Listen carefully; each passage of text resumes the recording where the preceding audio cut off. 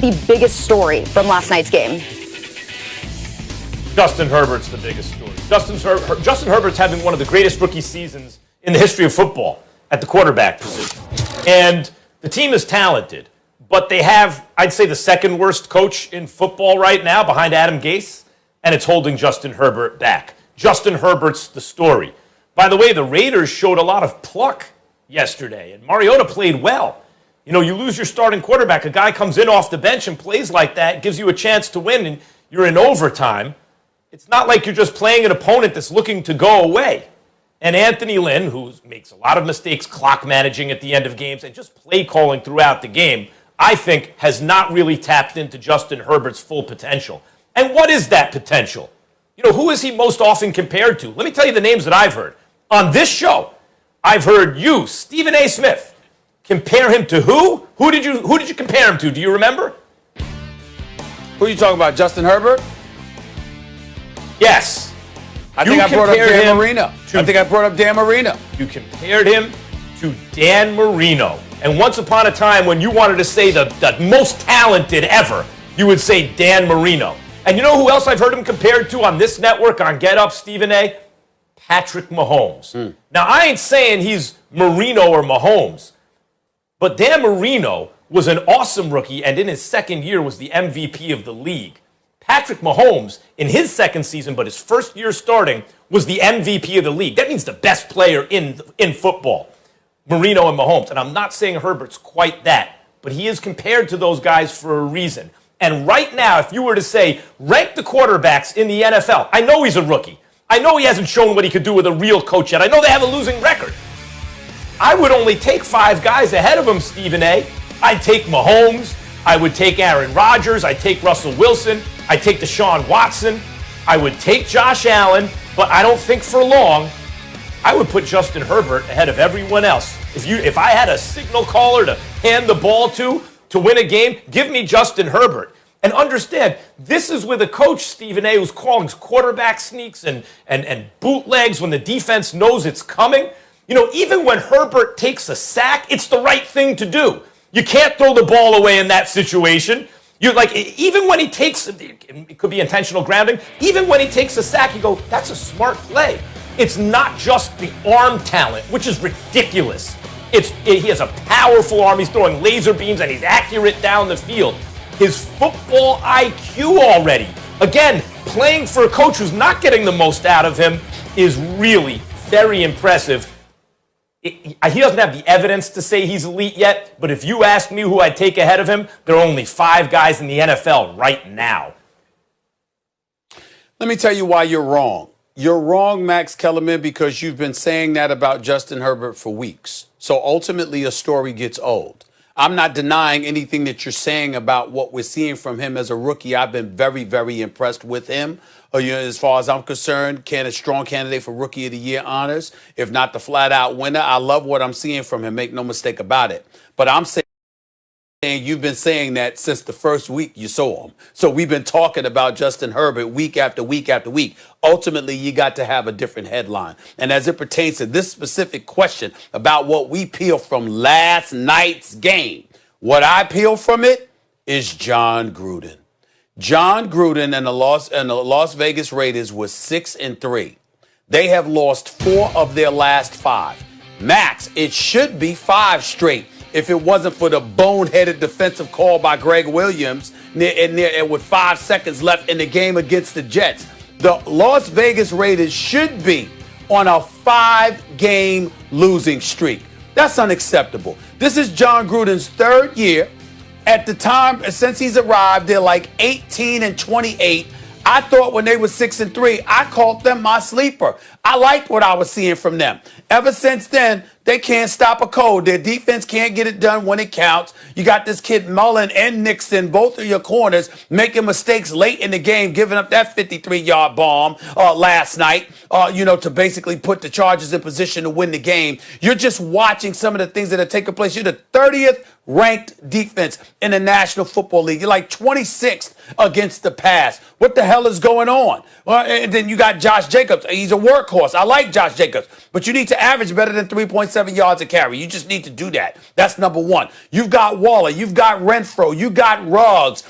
But something about you don't really believe in Derek Carr. I know he went down with the hamstring injury last night, but again, they had lost 3 or 4 coming in the last night's game. Derek Carr was the quarterback. He wasn't hurt at that particular time. They should have lost 4 straight coming in the last night's game. Derek Carr was your quarterback at that particular moment in time. So right now, I'm looking at Jon Gruden. You're the $100 million man. You're the person that's making those decisions. Mike Mayock and all of those boys answer to you. We all know who's really, really running the Las Vegas Raiders. And what I'm seeing from them right now is not Raiders football from a traditional perspective. Hard-nosed, smash mouth, get at it. Jon Gruden's personality may be that way, but the level of production that I'm seeing from them, the Raiders look soft. They look soft, they ain't getting it done. And for the 3rd year since Jon Gruden has been there, they are on the outside looking in, which wouldn't be as bad if we saw incremental improvement.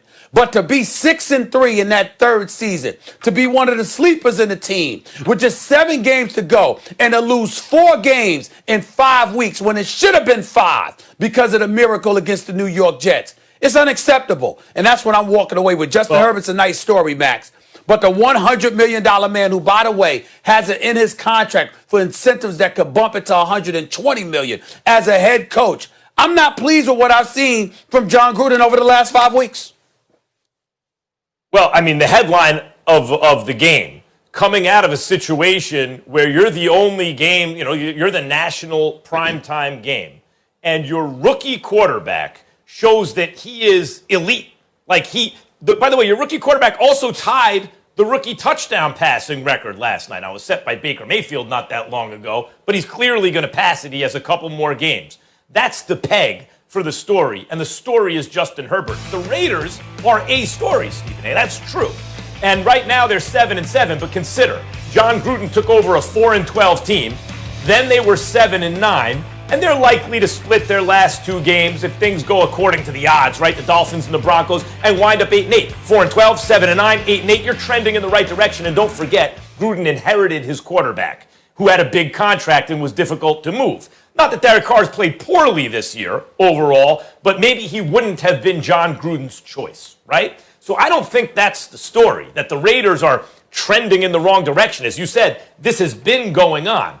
But when a guy like Justin Herbert in a quarterback class with Joe Burrow and Tua Tagovailoa, and he's the 3rd guy out of those 3, right? A couple of years ago, he was the golden boy and tank for Justin Herbert, Giants fans were saying, and then he kind of lost some luster. People didn't believe in him quite the same way. And for him to come out, and Burrow's hurt, of course, but even before he got hurt, Justin Herbert was out playing both guys drafted ahead of them, and they're both playing well. He is special. And last night is more evidence for a team, Stephen A. If I was a fan of the Chargers, you're thinking draft pick. Oh, let's get a draft pick. Nope, I'd rather win that game. That so-called meaningless game, even though I'm not in the playoffs, I get it. My team's not in the playoffs. I'd rather win that game. Because when I look at the talent on both sides of the ball on that team, and that young quarterback, I'm thinking, just give me a coach. We're going to win a Super Bowl. Stephen A., I want to step in here because Max obviously very high on Justin Herbert. So I want to ask you, are you in agreement with Max that Justin Herbert is a top 6 quarterback in the NFL? I'm not sure. I haven't thought about that, but I don't mind. I'm not completely averse to that. I think that when you look at Justin Herbert right now, if we're thinking off the top of my head, okay, I'm going to look at obviously Patrick Mahomes, Aaron Rodgers, Russell Wilson. I'm going to look at quarterbacks like that. I'm going to pay attention to it. Deshaun Watson, I certainly wouldn't put him ahead of Deshaun Watson regardless of the struggles that the Houston Texans have had. It's not his fault. If Bill O'Brien had left DeAndre Hopkins there, we wouldn't be having this conversation about the Texans, and I think we'd be looking even more so at Deshaun Watson. So that's 4 quarterbacks right there. I'm sure that I can think of a few others in terms of the way that they've been playing. But in the end, Justin Herbert, you can't just rule out the fact that he looks like a top 6, top 7 quarterback thus far this year. I'm not going to call him that definitively, but he has looked on that level in his rookie year. We can't ignore that. Yeah, I call him top 6 with a bullet. I'd say it's with a bullet. Like, I hear you, Stephen A. Those are the guys, the four that you just checked off, I think, right away. Those are the top.